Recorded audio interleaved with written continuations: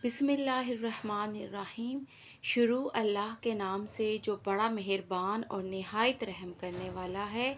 नूरे वज़ाइफ channel की तरफ से आप सबको अस्सलामु अलैकुम।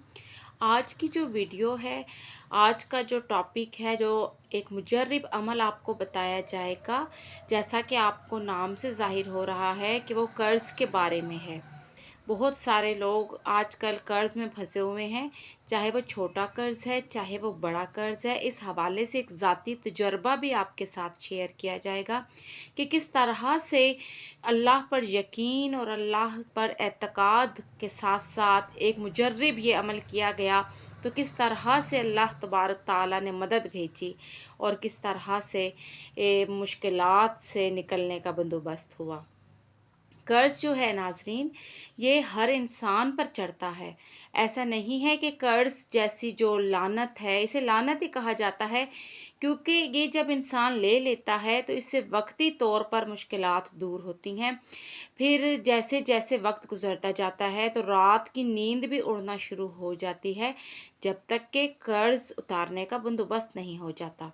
और अगर ये कर्ज़ हो सूद के साथ, जिसके ख़िलाफ़ हमारा दीन है, जिस पर हमारा दीन इस्लाम सख्त तरीन ममानियत करता है, लेकिन बहुत अफसोस के साथ कहना पड़ता है, इसके बावजूद मुसलमान ही हैं जो कर्ज़ सूद के साथ देते हैं। तो अगर ये कर्ज़ सूद के साथ हो, फिर तो बात खुदकुशियों तक पहुंच जाती है, क्योंकि खाली कर्ज़ उतारना ही जिनके बस में नहीं होता, तो सूद जैसी लानत भी जब इसके साथ मिल जाती है, तो ये हंसता बसता इंसान निगल जाता है कर्ज़। तो इसलिए अल्लाह तबारक ताला से दुआ मांगनी चाहिए कि हमें ऐ अल्लाह कर्ज़ जैसे कि हमें इन आफ़तों से महफूज फरमा। बहुत सारी ज़िंदगी में ऐसी सूरत हाल होती है कि कहीं ना कहीं से इंसान कर्ज़ ले लेता है। सबसे ज़्यादा जो मामलात देखने में आए हैं वो हैं शादी और बीमारी। जी नाज़रीन कराम, जब शादियां बच्चियों की होती हैं तो सबसे ज़्यादा कर्ज़ ऐसे ही मौक़ा पे लिया जाता है, क्योंकि दुनियादारी की खातिर हमने वो सब कुछ करना होता है जिससे दुनिया खुश होती है, जिससे हम ये कहते हैं कि हमें शर्मिंदगी ना हो। हम अल्लाह के सामने शर्मिंदा होने से नहीं डरते, लेकिन हम बंदों के सामने शर्मिंदा होने से ज़रूर डर जाते हैं।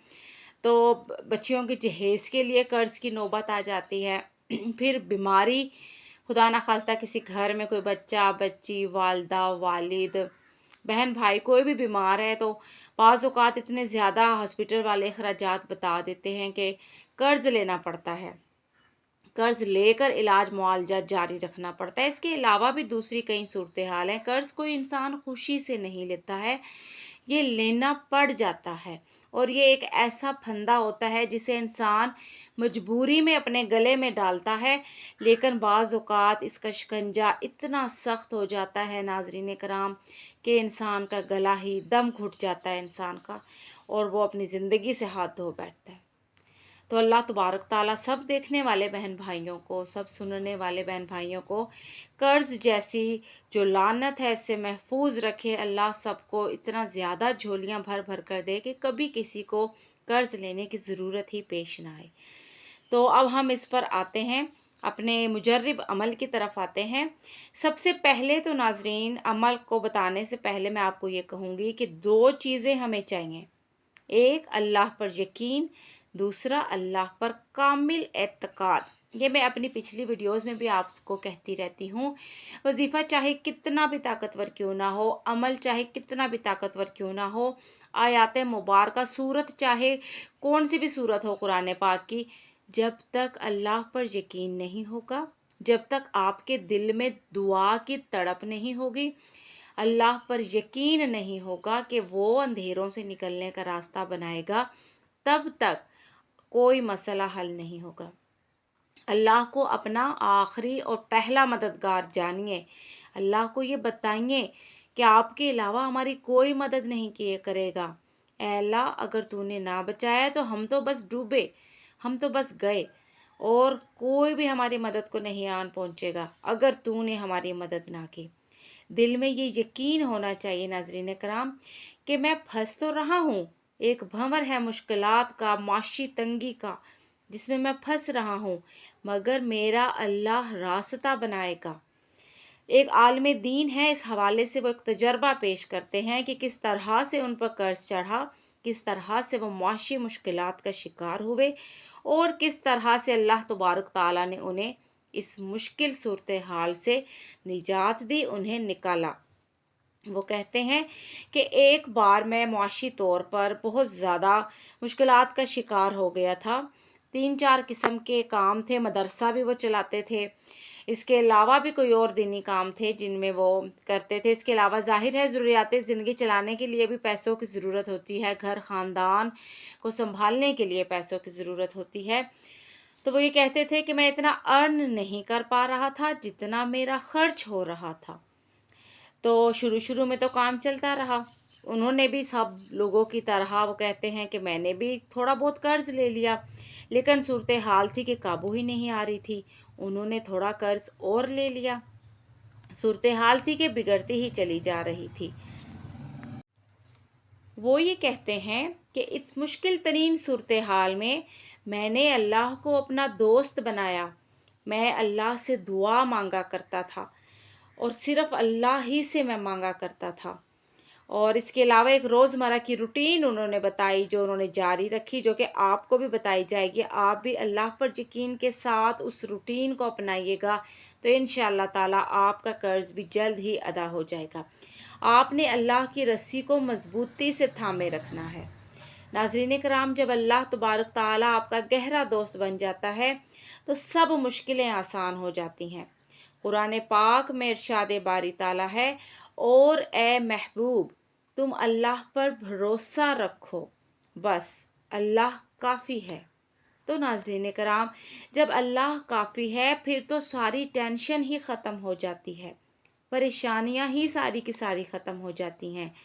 تو جب معاملات اس قدر مشکل میں آ جائیں، جب حالات کے بھنور میں پھنس جائیں، تو وہ عالم دین کہتے ہیں کہ میں نے پڑھائی کو اور زیادہ بڑھا دیا، جو میں ذکر کرتا تھا میں نے اس کو اور زیادہ بڑھا دیا۔ جتنی مشکلیں آئیں ناظرین کرام، اتنا اللہ کی طرف دوڑیں، کیونکہ ایک وہی ذات ہے جو آپ کو بچاتی ہے۔ مشکل زیادہ آ رہی ہے اور اللہ کی طرف دوڑ جائیں، اور زیادہ آ رہی ہے اور ذکر الہی کو اپنا جو ہے اوڑھنا بچھونا بنا لیں۔ آپ جتنی زیادہ حالات اندھیرے ہوتے جا رہے ہیں اتنا زیادہ ذکر الہی کو بڑھاتے جائیں، بڑھاتے جائیں۔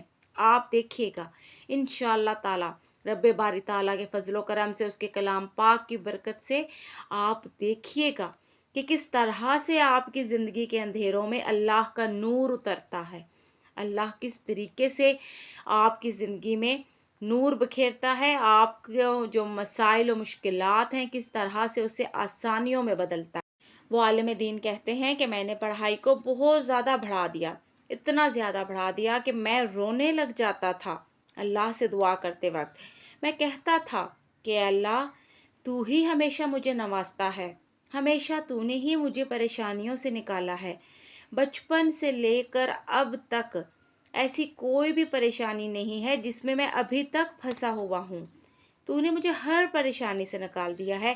یہاں پر یہ جملہ قابل غور ہے ناظرین کرام، آپ کی بھی زندگیوں میں ضرور یہ بات ہوگی کہ بچپن سے لے کر آج تک ایسی کوئی بھی پریشانی نہیں ہوگی جس میں اللہ تبارک تعالیٰ نے آپ کو مبتلا رکھا ہے۔ اس نے ہمیشہ آپ کو نکالا ہے، ہمیشہ ہر طرح کے مشکل میں آپ کی مدد فرمائی ہے۔ تو آپ نے اس کی ذات پر یقین رکھنا ہے۔ تو وہ عالم دین کہتے ہیں کہ میں ایسی کوئی بھی مشکل نہیں ہے جس میں میں ابھی تک پھنسا ہوا ہوں، ہر پریشانی میں نکالا ہے آپ نے مجھے، میں نے آپ پر کامل یقین کیا ہے۔ یہ ان لوگوں کے لیے ساری بات ہے، آج کی ویڈیو ان لوگوں کے لیے ہے جو قرض میں ڈوبے ہوئے ہیں، جو اتار نہیں پا رہے، جنہیں کوئی راستہ نظر نہیں آ رہا۔ پھر وہ مزید آگے کہتے ہیں کہ ایک دن میرے جو ٹیم ہے ان کے پاس ایک میسیج آتا ہے، انہوں نے کہا کہ مجھ سے بات کرنی ہے۔ اب وہ عالم دین کہتے ہیں کہ میرے پاس اتنا زیادہ ٹائم نہیں ہوتا، میں نے 100 چیزیں مینیج کرنی ہوتی ہیں ایک وقت میں، تو میں اکثر فون کالز جو ہوتی ہیں اپنی ٹیم کے ہی تھرو میں کرواتا ہوں کہ ٹیم ہی بات کرے گی جو بھی مجھ سے بات کرنی ہے۔ تو ٹیم نے یہی کہا کہ یہ ممکن نہیں ہے، وہ مصروف رہتے ہیں، آپ ہمیں بتا دیں، ان کا شیڈول جو ہے وہ بہت بیزی ہے۔ لیکن وہ صاحب جو تھے وہ بضد تھے، انہوں نے کہا کہ نہیں، بات کرنی ہے۔ 1 دن، 2 دن، 3 دن، ناظرین کرام کافی دن اس صاحب کے میسیج آتے رہے ٹیم کے پاس۔ تنگ آ کر ٹیم نے مجھے کہا کہ ان سے بات کر لو۔ میں نے کہا کہ مجھے پہلے بتا دیتے، میں کر لیتا ان سے بات۔ تو بہرحال وہ عالم دین کہتے ہیں کہ میں نے پھر بات کی، تو جب میں نے وائس میسیج پر بات کی تو وہ صاحب کہنے لگے کہ مجھے کال پر بات کرنی ہے، کنفرم میں نے کرنا ہے کہ آپ ہی ہیں جن سے میں بات کر رہا ہوں۔ میں نے کہا اچھا بھائی، کر لیتا ہوں میں کال پر بات۔ پھر کال پر بات ہوئی۔ وہ یہ کہتے ہیں کہ مجھے نہیں پتا کہ ان کا کیا ارادہ تھا مجھ سے بات کرنے کا، کیا مقصد تھا مجھ سے بات کرنے کا، نارمل سی ایک بات ہوئی۔ کہتے ہیں کہ اچھا آپ سے بات کرنی تھی، دل مطمئن ہو گیا ہے۔ تو میں نے کہا کہ آپ کا کوئی مسئلہ ہے کیا، کوئی پرابلم ہے، کوئی معاملات خراب چل رہے ہیں؟ بولا نہیں، بس آپ کے 2 منٹ چاہیے تھے، آپ سے بات کرنی تھی، کنفرم کرنا تھا کہ یہ آپ ہی ہیں۔ تو مشکل سے کوئی 3 یا 4 منٹ بات ہوئی ہوگی تو ان صاحب نے فون رکھ دیا، اور فون رکھنے کے بعد جو ہے وہ کہتے ہیں کہ 4 یا 5 منٹ کے اندر اندر ان صاحب کا دوبارہ میسیج آیا میری ٹیم کے پاس، اور انہوں نے اکاؤنٹ نمبر مانگا، اور اس کے بعد حیرتوں کے اور اللہ کے شکر کے نئے در کھل گئے۔ وہ عالم دین کہتے ہیں کہ اللہ نے اس طریقے سے مدد فرمائی کہ جس میں اتنے عرصے سے پھنسا ہوا تھا معاشی مشکلات میں، تو وہ میں اس طرح سے مدد آ گئی کہ سب حل ہو گیا، تمام میرے معاشی مسائل حل ہو گئے جس طریقے سے میں پھنسا ہوا تھا۔ تو جتنا ہو سکے ناظرین کرام آپ بھی اللہ کا ذکر کیا کریں، کیونکہ جتنا زیادہ اللہ کا ذکر کرو گے اتنا زیادہ تم کامیاب ہو جاؤ گے۔ تو اپنی ڈیلی روٹین میں جو کہ اب آپ کو بتائی جا رہی ہے اس میں آپ یہ سب شامل کر لیں۔ انشاءاللہ تعالیٰ کسی بھی قسم کی اگر آپ اذیت میں ہیں، کچھ بھی معاملات اگر آپ کی زندگی میں ہیں، وہ حل ہوتے چلے جائیں گے۔ تو سب سے پہلے آپ نے اپنے دن کا آغاز تہجد سے کرنا ہے۔ یہ ان عالم دین کا بتایا ہوا سارا ہے، انہوں نے خود یہ سارا کیا طریقہ۔ وہ کہتے ہیں کہ کچھ ہی دن گزرے تھے کہ اللہ کی مدد آن پہنچی۔ آپ پر تو تہجد کو تو آپ نے پکڑنا ہی پکڑنا ہے پھر، کیونکہ جو دعا آپ کی تہجد میں سنی جائے گی وہ کسی بھی نفلی عبادات میں نہیں سنی جائے گی۔ تو صبح کا جو آغاز ہے فجر کی نماز سے 5 منٹ پہلے بے شک اٹھ جائیں، بے شک 2 رکعت آپ پڑھیں ضرور۔ وہ اس وقت آسمان دنیا پر آیا ہوا ہوتا ہے، وہ جو دعائیں سننے والا ہوتا ہے، وہ جو اول و آخر ہمارا مددگار ہے، وہ اس وقت خود پکار رہا ہوتا ہے کہ کون ہے وہ جو میرا فضل چاہتا ہے۔ تو اس ٹائم اٹھو اور فضل تلاش کرو، فضل مانگو اللہ تبارک تعالیٰ سے۔ آپ یقین کریں آپ کے تہجد ایسی عبادت ہے کہ آپ کی وہ دعائیں قبول ہونے لگ جائیں گی، جیسے آپ نے مانگی ہیں وہ سب ہونے لگ جائے گا، جیسا آپ چاہتے ہیں۔ آپ بس دعا مانگنا شروع کر دیں، فرشتے آپس میں لڑنا شروع ہو جاتے ہیں کہ جو تہجد گزار ہے، یہ جو تہجد والا بندہ ہے، یہ دعا مانگ رہا ہے، تو ہم نے اس کے منہ سے دعا اچک کر آسمان پر لے جانی ہے۔ وہ ایک دوسرے پر برتری لے جانے کی کوشش کر رہے ہوتے ہیں۔ اس کے بعد آپ نے فجر کی نماز ادا کرنی ہے۔ صبح شام کے اذکار جو ہیں مسنون اذکار ہیں، اسے آپ نے اپنی ڈیلی روٹین میں شامل کر لینا ہے۔ پھر عصر کے وقت آپ نے قرآن پاک کھولنا ہے۔ اس سے پہلے بھی، اس ویڈیو سے پہلے بھی آپ نے یہ یقیناً کہیں اور پڑھ رکھا ہوگا کہ قرآن پاک کا جو بہترین وقت ہوتا ہے وہ صبح کے وقت، فجر کے بعد، اور کوشش کیا کریں کہ عصر کے وقت، عصر کے بعد یعنی نماز کے بعد آپ لازمی قرآن پاک پڑھا کریں۔ بے شک ایک صفحہ پڑھ لیا کریں، لیکن آپ لازمی پڑھا کریں قرآن پاک۔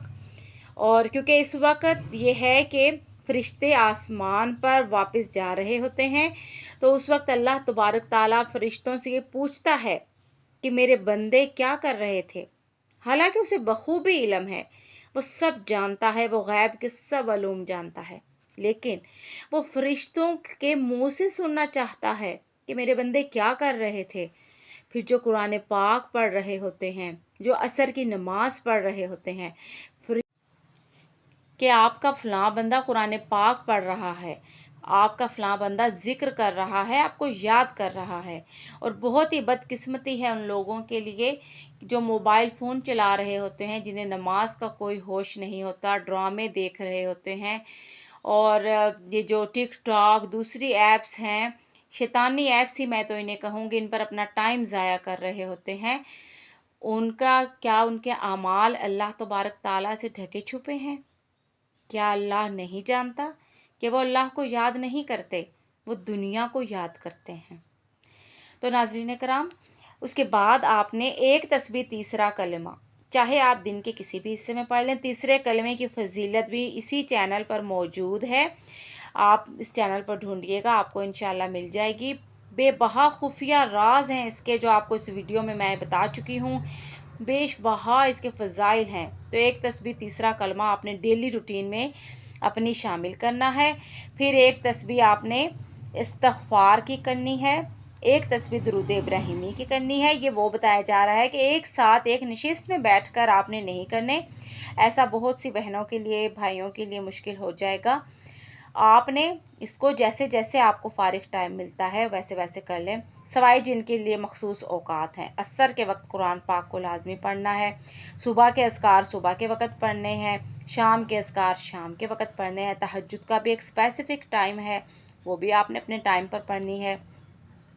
تہجد کے فضائل و اکرام کے بارے میں بھی ایک ویڈیو ہے میرے چینل پر ہی، اسی چینل پر موجود ہے، آپ چاہیں تو اس سے استفادہ حاصل کر سکتے ہیں۔ تہجد کی نیت کیسے کرنی ہے، اس کی رکعتیں کتنی ہوتی ہیں، یہ سارا کچھ اس پر تفصیل سے بتایا گیا ہے۔ پھر آپ نے سونے سے پہلے ناظرین کرام سورہ یاسین پڑھنی ہے 7 مرتبہ۔ سورہ یاسین کے بھی بیش بہا فضائل ہیں، یہ 7 مرتبہ آپ نے پڑھنی ہے۔ صرف چند دن، آپ نے صرف چند دن یہ ساری روٹین کرنی ہے اپنی، بہت مشکل نہیں ہے۔ آپ دیکھیے گا کہ کس طرح سے اللہ تبارک تعالیٰ ایسے وسیلے پیدا کرے گا کہ آپ کا قرض دنوں میں اترنا شروع ہو جائے گا۔ کچھ ٹائم آپ بس کر کے یہ دیکھ لیں، اللہ تبارک تعالیٰ کے حکم سے آپ کے مالی معاملات جو ہیں وہ بہتر ہونا شروع ہو جائیں گے، آپ کا قرض اترنا شروع ہو جائے گا، وسائل بننا شروع ہو جائیں گے۔ اب دیکھیں ناظرین کرام، آپ نے نماز نہیں چھوڑنی ہے، اس وقت میں آپ نے اللہ کو یاد کرنا ہے۔ جب جب اللہ آپ کو بلاتا ہے نماز کے لیے، اللہ اپنے بندوں کو پکار رہا ہوتا ہے، تہجد کے وقت تہجد لازمی آپ نے کرنی ہے۔ جس کی کوئی دعا نہ قبول ہوئی، کتنے ہی ایسے لوگ ہیں انہوں نے یہ کہا کہ ہم نے تہجد پڑھی تو قبول ہوئی۔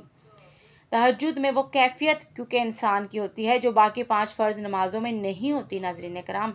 فرض نمازوں میں بندوں کی طرف دھیان ہوتا ہے ہمارا، کھڑے ہم اللہ کے حضور ہوتے ہیں، لیکن دھیان ہمارا دائیں طرف بھی ہوتا ہے، بائیں طرف بھی ہوتا ہے، چولہے پر کچھ پک رہا ہے اس طرف ہوتا ہے، اگر گھر میں کوئی فرد کسی دوسرے فرد کو ڈانٹ رہا ہے اس کی طرف ہوتا ہے، سوچوں کی طرف یعنی ہمارا دماغ ہوتا ہے۔ تہجد ایسی واحد چیز ہے، تہجد ایسی واحد عبادت ہے کہ جب دنیا و مافیہ سے بے خبر ہو جاتا ہے انسان، جب انسان ہوتا ہے اور اس کا رب ہوتا ہے، تیسرا کوئی نہیں ہوتا۔ اگر کوئی تیسرا ہوتا ہے تو اس کا روشن مستقبل ہوتا ہے انسان کا، اس کی خوشیاں ہوتی ہیں، اس کی دعاؤں کی قبولیت ہوتی ہے، اللہ کی رحمت کا سایہ ہوتا ہے۔ تو یہ ناظرین کرام، اس کو آپ نوٹ کر لیجئے گا، کاغذ پینسل لے کر اچھی طرح سے ایک بار لکھ لیجئے گا۔ اور یہ تھی آج کی ہماری ویڈیو۔ امید ہے آپ کو آج کی ویڈیو پسند آئی ہوگی۔ جنہوں نے ابھی تک چینل کو سبسکرائب نہیں کیا وہ نور وظائف چینل کو سبسکرائب کر لیجئے گا تاکہ آئندہ آنے والی نئی ویڈیوز بھی آپ کو مل سکیں۔ جاتے جاتے میرے ساتھ مل کر یہ دعا کریں، اللہ سے مل کر یہ دعا کریں اللہ تبارک تعالیٰ سے کہ جو دیکھنے والے بہنیں ہیں، جو دیکھنے والے بھائی ہیں، قرض جیسی مصیبت کا شکار ہیں، وہ انہوں نے مجبوریوں کی حالت میں قرض تو لے لیا ہے لیکن اب کوئی راستہ نظر نہیں آ رہا، تو اے اللہ تبارک تعالیٰ تیرا وہ واحد راستہ ہے جو ان کے پاس ہے۔ اللہ تبارک تعالیٰ قرض میں پھنسے ان تمام بہنوں کے لیے، ان تمام بھائیوں کے لیے ایسے وسائل پیدا کر دے، ان کے مالی جو معاملات ہیں ان میں ایسی آسانیاں پیدا کر دے، ان کے لیے غیب سے مدد فرما دے، غیب سے روزی کا مدد فرما دے، ان کو لیے اپنے خزانوں سے ایسے خزانے حلال رزق عطا فرما کہ وہ قرض اتار سکیں۔ وہ مشکلوں سے باہر نکل آئے۔ اے اللہ تبارک تعالیٰ، بے شک جو تجھ پر بھروسہ کرتا ہے تو کبھی اسے مایوس نہیں کرتا۔ اس کے ساتھ ہی آپ سے اجازت چاہی جاتی ہے۔ اللہ حافظ، فی امان اللہ۔